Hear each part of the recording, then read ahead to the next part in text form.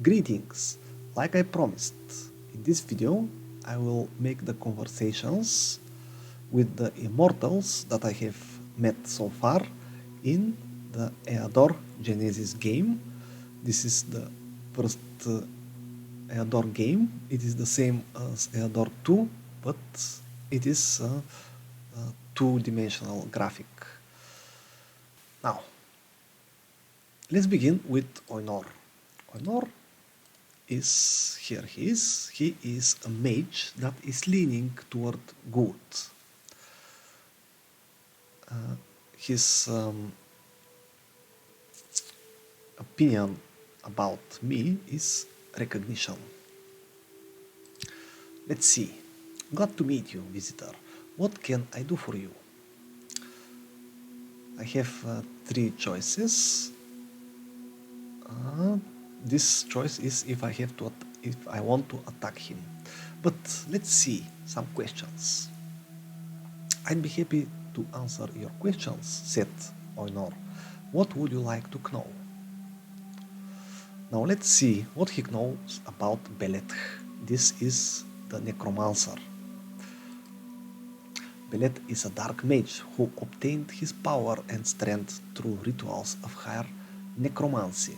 So strong is his lust for power that he won't stop at anything to establish his reign.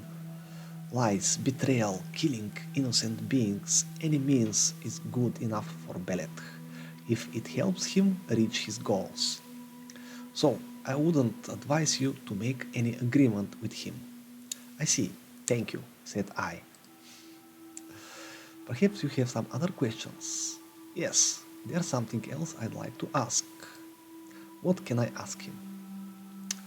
What can you tell me about Dohgor? Dohgor is the barbarian. I encountered him several times on the battlefield. Dohgor isn't as stupid as he might seem. He's skilled in warfare. I suppose he's skilled in everything else too. His savagery is just a mask he uses to mislead his opponents, making them underestimate the stupid barbarian. But his manners are truly barbaric. Of that I'm certain. The urge to destroy is eating Dohgor from within, much to my dismay. And now let's see what he can tell me about Vianta. Vianta was that green fairy queen. Vianta is one of the few immortals who can be trusted. She is kind and she always acts by her heart. However, it would be unwise to rely on her fully. Vianta often acts in a haphazard way, on the spur of the moment, which is unacceptable for a master endowed with great power. Besides, Vianta puts the welfare of her subjects, the fairies, above all else. The fact of other mortals are less important to her. The fates of other mortals. I see. Now, what do you know about Om? Om was that strange creature, like a ghost. Om is a mysterious creature. I have never read about anything or anyone of the sort, so I doubt I can explain who or what he is. I have some speculations, but they are so vague that I won't even share them with you. Otherwise, I might let you astray. Okay. Now, what do you know about Lanshar? It's hard to find a darker beast in the astral than Lanshar. He is the other necromancer. He is a mindless instrument of death that destroys all living things. When he was a mortal, but now there is nothing human left within him. Only a compulsive urge to kill. Ah, there is another option. How is it possible? Why hasn't the law of karma punished Lanchar? That's an interesting question, visitor. I see two possible answers to it. The first is that karma doesn't dispense punishment immediately. Anyone who violates its laws has some time to make amends. The second is that Lanchar strongly believes that he is acting for the common good. He can't do otherwise. He has virtually lost himself, becoming a tool in the hands of death. And you can't blame a knife for the murder it is used to commit. Interesting thought. So, if I do something evil, but I truly believe I'm doing good, I'm clean in karma. In karma's eyes, good and evil are, this is a little philosophical, are relative nations. What's good for someone may be evil for another. If you do good for yourself at the cost of someone else, that's evil. Everyone is their own judge, and karma primarily punishes those who act against their own consciousness. to lack of consciousness? To a certain extent, yes. However, this mindset is very rare. Most of us have certain notions of good and evil, although sometimes they remain hidden even from ourselves. Lanchar strongly believes that he is doing good, so he does have a conscience. Even though it has been converted beyond recognition. This is really so complicated. Okay. Stenria is the last immortal that I met. Let's see what he knows about her. She used to be a high witch, head of the so-called Bloody Swamps Sabbath, a powerful organization of witches and sorcerers. Using their power and influence as well as her abilities of seer, Stenria managed to perform an excarnation ritual to become one of the immortal masters. Do you know her in the mortal world? No, but I studied the books written by the Sabbath members in my search for the details of the excarnation ritual. Unfortunately, apart from historical chronicle, those books contained little useful information. Stenria trusted her secrets neither to her friends nor to her parchment. Alright, now I see why Stenria is so suspicious and she don't want to share anything. She's something like a spy. I see. And let's ask him about the keys of truth. I have been seeking them for quite a while, but do I know anything about the keys? No, otherwise I would have found them long ago.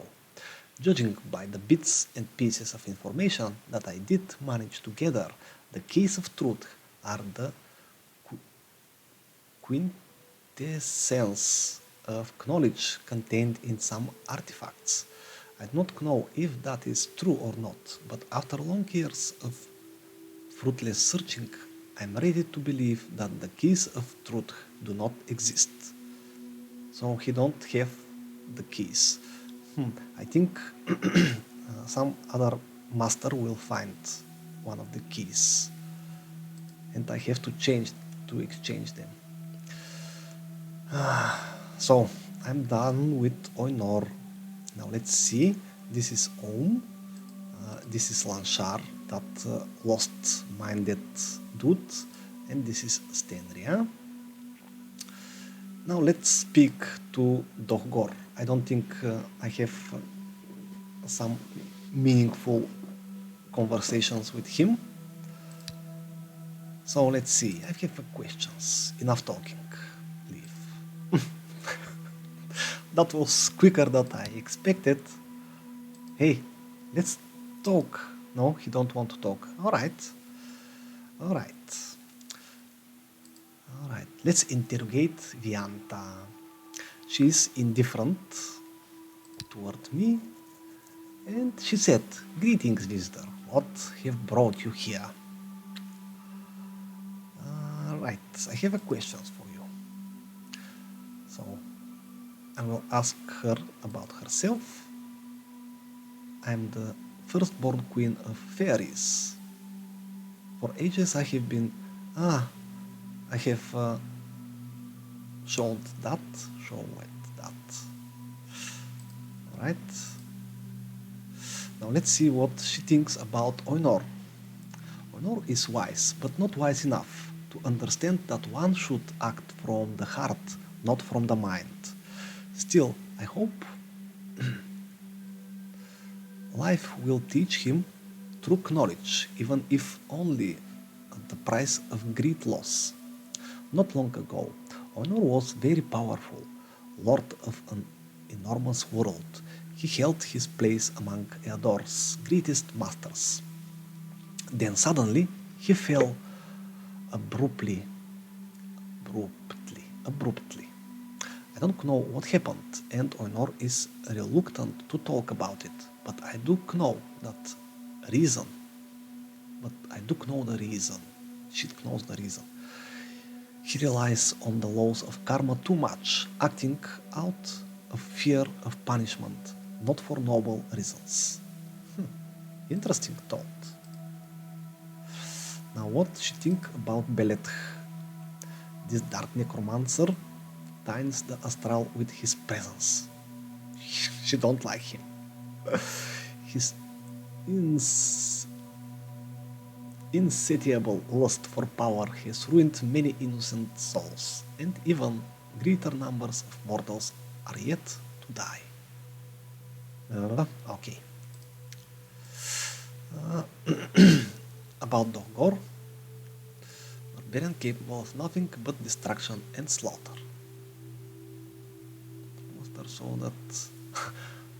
So she became one of the astral masters so that she could protect mortals from tyrants like him. I can only imagine how unhappy the mortals whose cruel fate doomed to live in the world must be. About Om? That strange spirit. Yes, spirit, not ghost.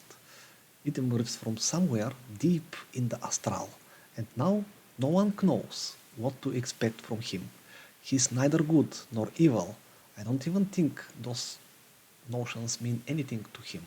He has greater trouble making himself understandable, so I doubt that he cares about the fate of mortals. I have tried to talk to Om several times, but I've never heard him say anything other than few random words. Well, actually, they are not random. There is a lot of meaning of his words. I remember times when I wanted to be like Om, and when, well, I didn't experiment it with that a lot. I was thinking to experiment it on work and have some fun, but well, we'll see what I'm talking about. Right, now let's see what she thinks about Lanchar. "Don't say the name of that dark wild beast in my presence," she said. "No creature in Eador is more abominable than he is." What you want? My powers. I hope you will help me in the struggle against him. For now, I will remain neutral, so I'll think about it.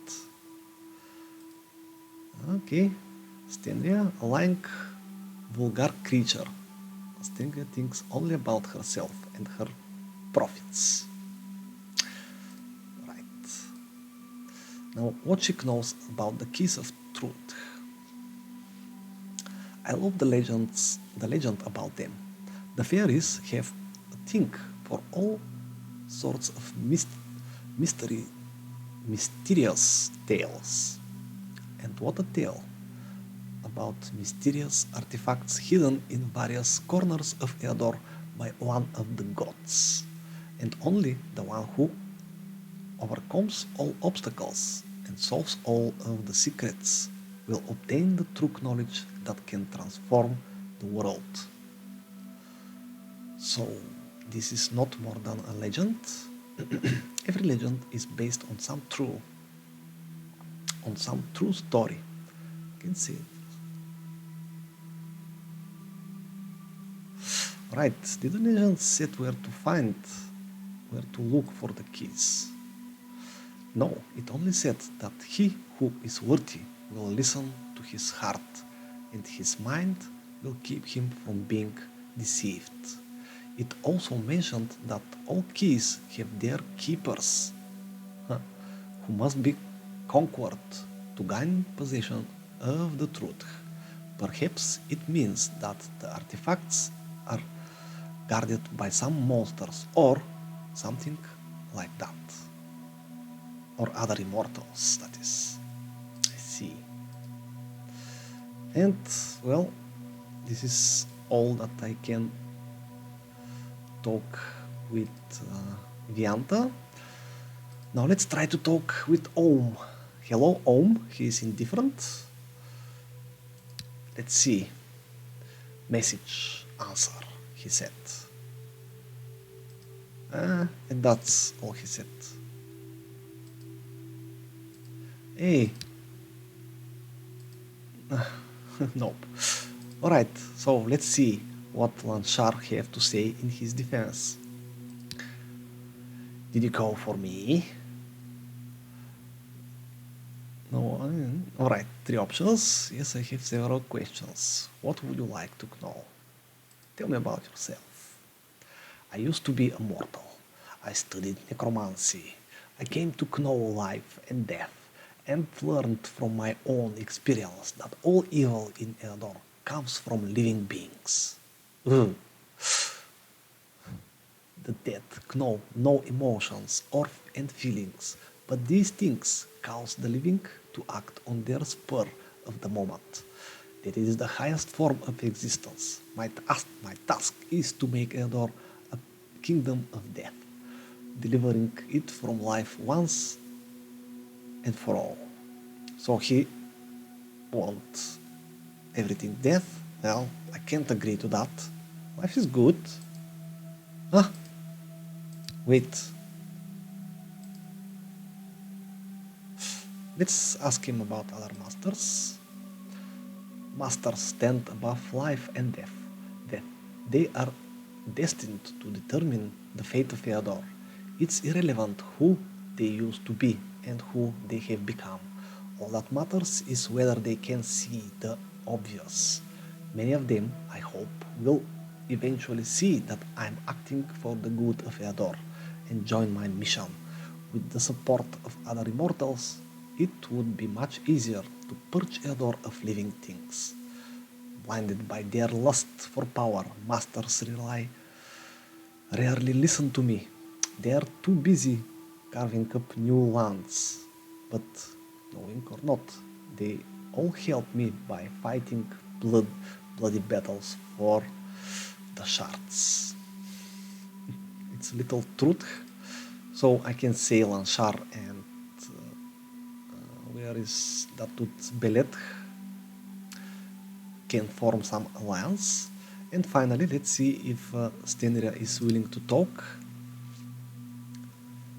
The last time, she refused to share information.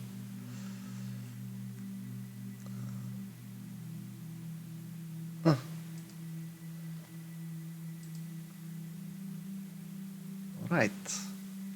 Let's see what she knows about the keys. I think she holds one of the keys. What case of truth? She said. I've never heard of them before. Ah, she's lying. Too bad. I thought you of all beings would know about such things. Or then why did the last K say that you are the one to ask about the next K? I'm the one who wrote that. I don't know about any keys. Lang, you must know. Even if I do know, why in the world should I tell you? I don't find you trustworthy enough, boy.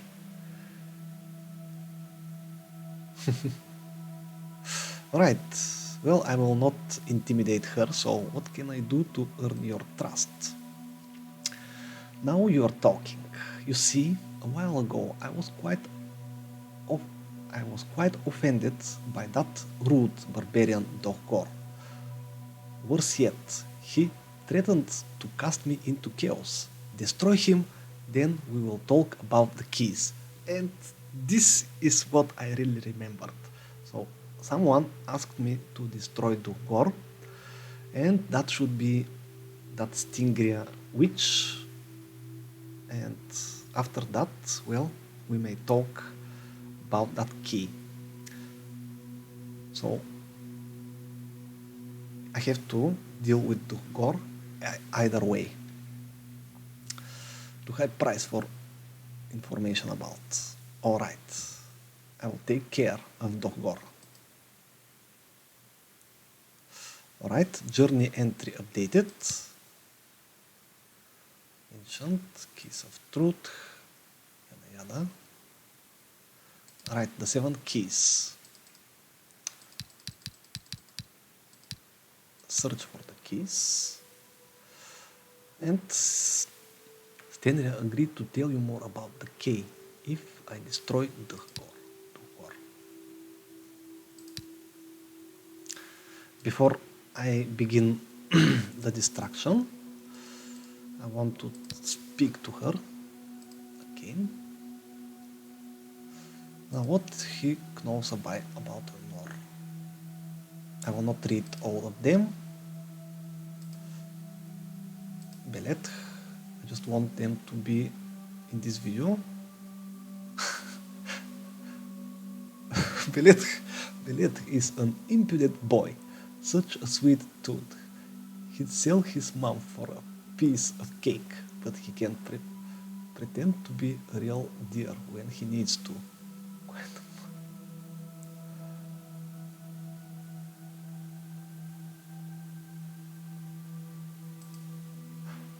You keep that secret. I never shared fates. Huh. I guess. Alright.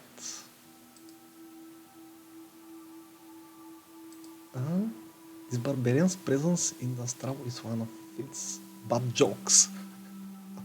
Long hair. Can't say anything good about him. A nasty boy, bully, and a troublemaker. Vianta? Shh. Huh. She didn't call her a girl. Please do not be fooled by Vianta's appearance. She is almost as ancient as Eador itself. Vianta is one of the firstborn. She was created by the gods, not born of mortals. Oh, so Vianta haven't been a mortal, while most of other immortals have been mortals and made that ritual that made them immortals.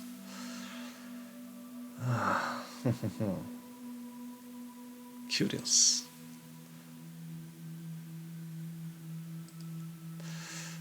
Alright, Lanchar, greedy, the power until he became completely consumed by it. I see. And finally, a very interesting being. He's not a boy. His very existence violates virtually all of the laws of the universe. Impression that he... Fate. Ah, so she can't see his future.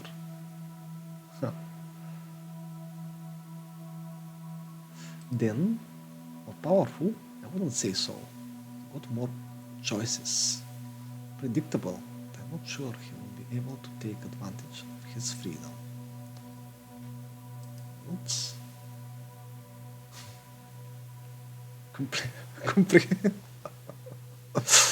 Uh-huh. Exactly. He can't explain anything because he's nothing like us. See.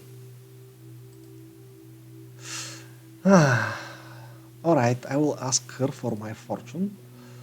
Oh, what a great pleasure. But I don't do it free of choice. Are you ready to sacrifice some energy to find out what lies ahead? Alright, let's see what Vianta have to say. Stenria, not Vianta.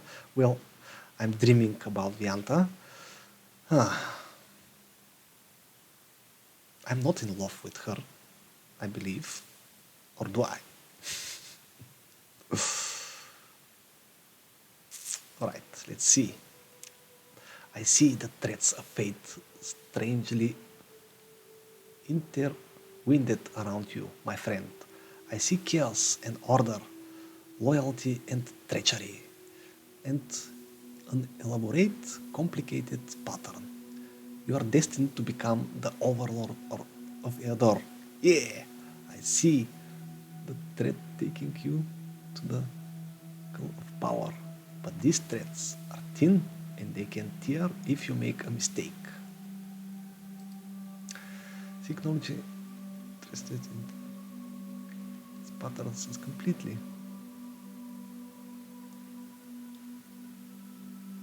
Huh. Blazing dark metal plate.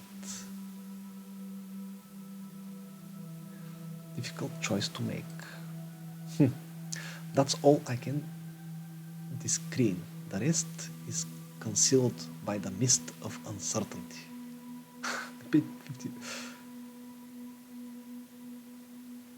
Alright. She satisfied my curiosity. And I think these are all the conversations so far. I'm very happy that I found this what is that journal entry to take out Dungor. My argument with my brother is now revealed, so I was right. Okay, this will be it. I will begin now the attack of Dungor. Right. I have decided to free Eador from your presence, said I to him.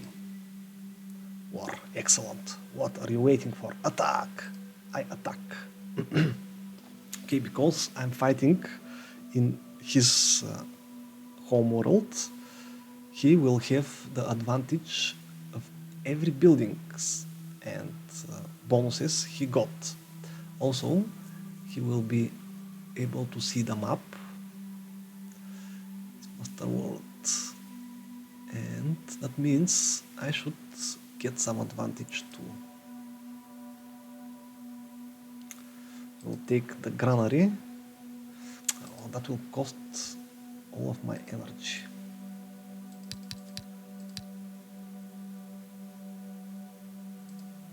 Alright, I will take 2 gold, and that's it. Also, I will try to make it fast, so there will be no stalling on this map. It is a small map, like we can see. I am in the top left. So Dungor is probably, I'm at the top right, sorry. So Dungor is probably at the bottom left, but that information will be available in the next video. For now, my plan is to get the provinces around, fight the creatures that I have in the castle before I go to the second province, and evolve my hero and attack. if you're curious that I'm successful, check the next video, and that's for now.